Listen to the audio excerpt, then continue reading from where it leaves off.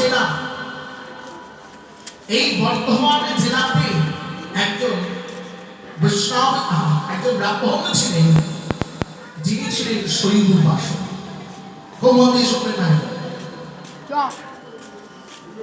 তিনি শিবের আরাধনা করতেন নিষ্ঠার সঙ্গে,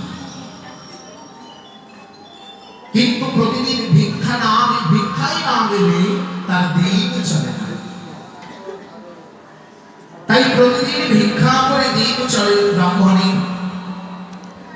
এমনি করে বেশ দিন চলছে, কিন্তু হঠাৎ একদিন ব্রাহ্মণ বুঝতে পারলেন তার ঘরে একটি বিবাহযোগ্যা কন্যা রয়েছে।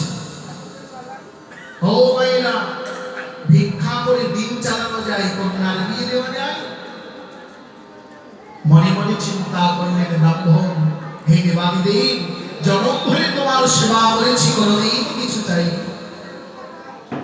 আজ আমি যাব তোমার কাছে, আজ আমি চাইতে যাব তোমার কাছে। তাই ব্রাহ্মণ রজনীর অন্ধকারে, রাতের অন্ধকারে শিব মন্দিরে গিয়ে দেবাদিদেব ভোলানাথকে দুটি করে জড়াই ধরেছে, শিবে জড়াই ধরেছে। দেখা দাও মহেশ্বর, জনম ধরে তোমার সেবা করেছি, একবার দেখা দাও। দেখুন বৈরাগ্য কেমন করেছে। আমি সারা জীবন সংসারে ভিক্ষা করে সংসার চালিয়েছি, এর জন্য কোনোদিন তোমার কাছে অভিযোগ করিনি, জানাইনি। আজ ভেবে দেখলাম এমন করে আমি কন্যার বিবাহ দিতে পারবো না, তুমি আমার কন্যার বিবাহের ব্যবস্থা করে দাও। তাই দেবাদিদেবকে জড়াইয়ে ধরে কাঁদিতে কাঁদিতে কখন যেন ব্রাহ্মণ ঘুমিয়ে পড়েছে। ব্রাহ্মণ কখন যেন ঘুমিয়ে পড়েছে, আর যখনই ব্রাহ্মণ ঘুমিয়ে পড়েছে, হঠাৎ এমন সময় দেবাদিদেব শঙ্কর ভোলানাথ মহেশ্বর ওই স্বপ্নের মধ্যে এসে দর্শন দিয়েছে। ওঠো ব্রাহ্মণ, তুমি এসেছো আমার কাছে কন্যার বিবাহের জন্য, তবে আমি তো তোমার কন্যার বিবাহের ব্যবস্থা করবো না। তবে শোনো ব্রাহ্মণ, ব্যবস্থা করবো না, কিন্তু যাতে তোমার কন্যার বিবাহ হয় সেই পথ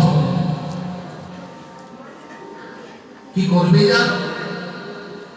আগামীকাল সূর্যোদয়ের সঙ্গে সঙ্গে তুমি এই বর্ধমান থেকে চলে যাও বৃন্দাবন। বৃন্দাবনে চলে যাও, সেখানে সনাতন গোস্বামী বলে একজন গোস্বামী পাওয়া তাই জানেন? এই যে জানেন নাকি সনাতন গোস্বামী কি জানেন? জানেন না?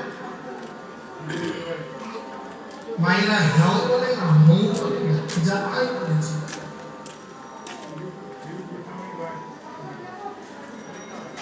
এখন আমি যদি টাইমের দিকে তাকাই আর ঘর করে বলে যাই, ভালো হবে? যদি বলেন তো বলে যাচ্ছে, এত প্রশ্ন ইচ্ছু চোখ বন্ধ করে কথা বলে চলবে, সব পারে। প্রথমে হোমিওপ্যাথি, না হলে অ্যালোপ্যাথি, তারপরে